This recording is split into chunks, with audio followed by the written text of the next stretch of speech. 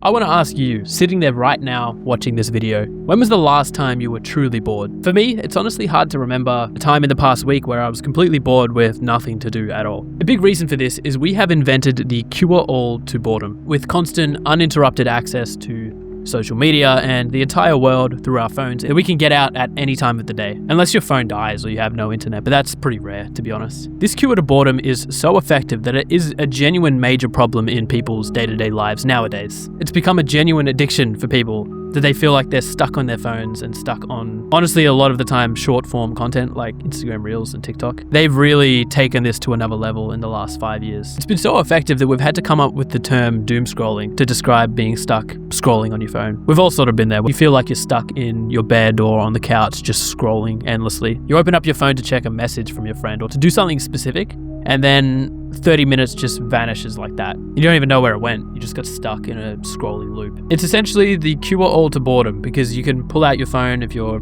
waiting for a train or in a waiting room for a dentist. Anything that would used to have been boring and something that causes boredom is now just erased. It can still be a little bit boring, but you constantly have stimulation that you can reach for in your pocket. This problem is a main reason why there's been so many companies created that attempt to solve this problem. One of my favorites is the brick. If you clicked on this video, you probably know about it. It bricks your phone and turns off all of those addictive type of apps so you can just focus on what you want to do. I think this one is interesting because of how it started and how it took off. It was started by these two best friends who are still in their 20s, very young people, TJ and Zach, who were both 23 at the time when they started the company. Both of them went to the same university, which is UW-Madison, and they had sort of transitioned into post-university life, found jobs as software developers, but they were just sort of wanting to do something else, feeling mostly unfulfilled. Zach, who was here on the right, actually founded a couple of other companies before Brick.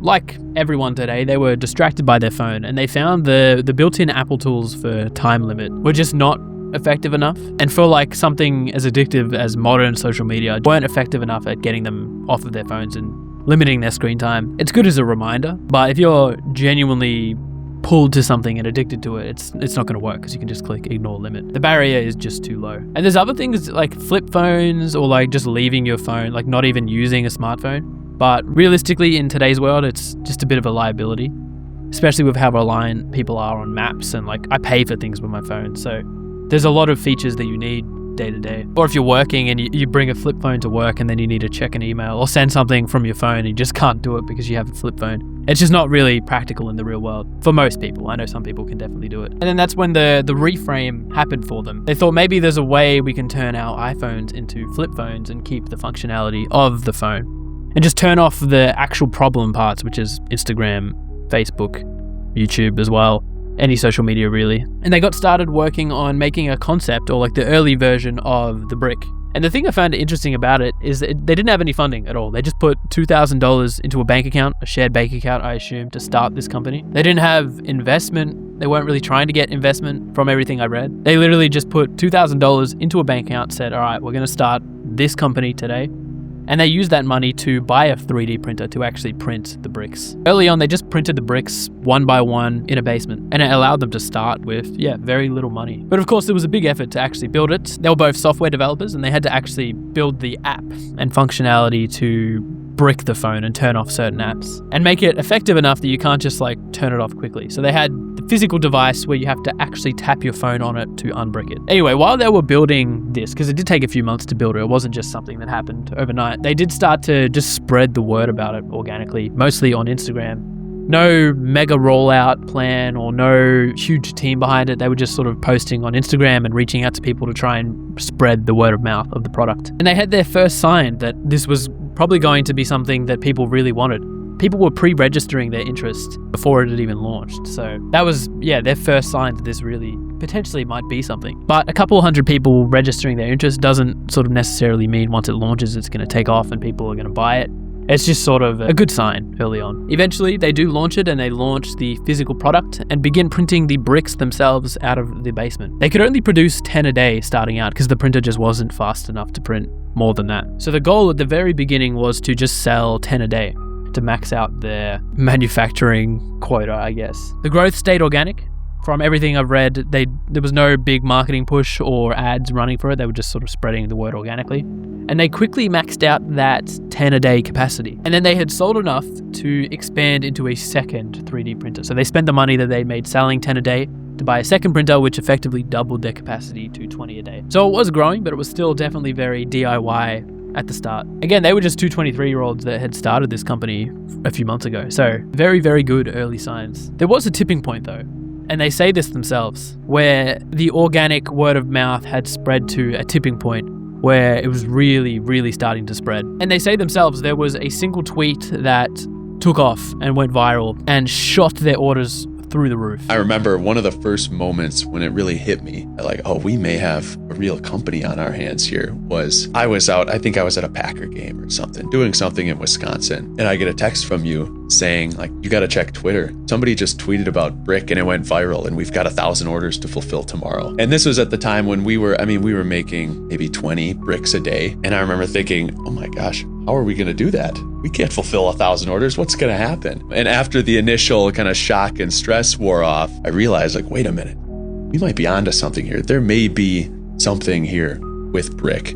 This is one of the earliest I could find where people were just sharing tweets like this: how I fixed my smartphone addiction without switching phones. And it's a demo of the product. And what looks like one of the early 3D printed bricks. It definitely looks different to the current product they have a little bit, which is perfect. The product just worked really well on organic word of mouth. Like, people wanted to tell people about this. It's a cool product. It was something that didn't exist as far as I'm aware, or it wasn't popular yet. And being offline is kind of like a performative thing.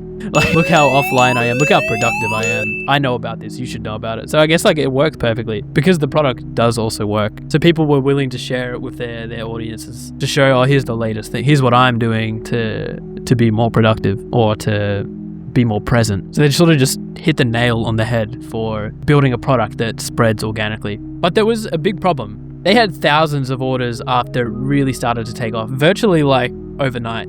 Or during the day. He said he was at a sports event and he got the text that they had sort of blown up and got a lot of orders. So in an afternoon, they had gone from producing 20 a day in a basement with some 3D printers to now having 1,000 plus orders that they need to fulfill and really have no way of fulfilling at the time. So this was a big problem. They had to figure out how do they even print that many. But above that, it was also a huge sign that people really, really like this, and this could be something huge. So while it was stressful, it was also, I'm sure, a massive, exciting event. And they eventually contracted out the manufacturing of the bricks to another company or to another manufacturer so that they don't have to handle it themselves with the 3D printers. And now that it's been a few years, they have much more of a budget, of course, and they've sort of scaled up their marketing. But originally, I think the interesting part about this is how organic it sort of was at the start. You can see now on brand search, it says they're running 338 ads. And I've definitely seen their ads. So now there's a lot more to it. But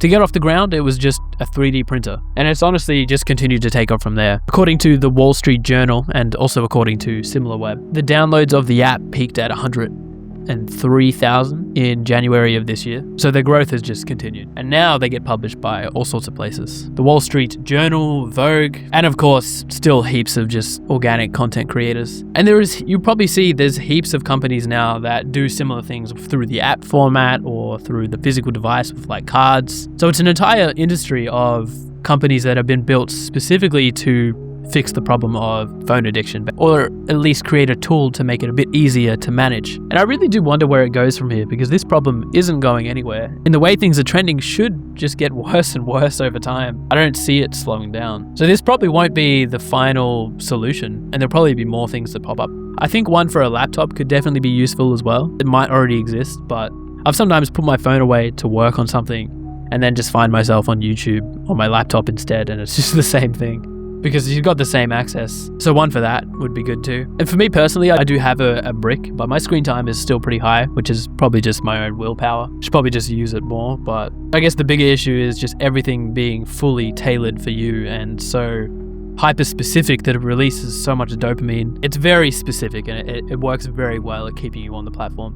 Instagram is the same. A lot of the stuff I see now just isn't even from pages I follow. Some of it, like, they'll be sprinkled in. I'll just miss posts from friends because there's just other stuff going on. Or if you're on Instagram Reels, there's basically, unless you know people that create content regularly, and get picked up by the algorithm, you don't see any of them at all. And most of the time it is completely right. It is in the back of my head what I want to see, so it keeps you on the platform. So yeah, very curious to see where it goes from here. Does this continue, and does this become an entire range of products maybe that can help you cut down on screen time or cut down on these addictive apps or something? Or will this be the solution?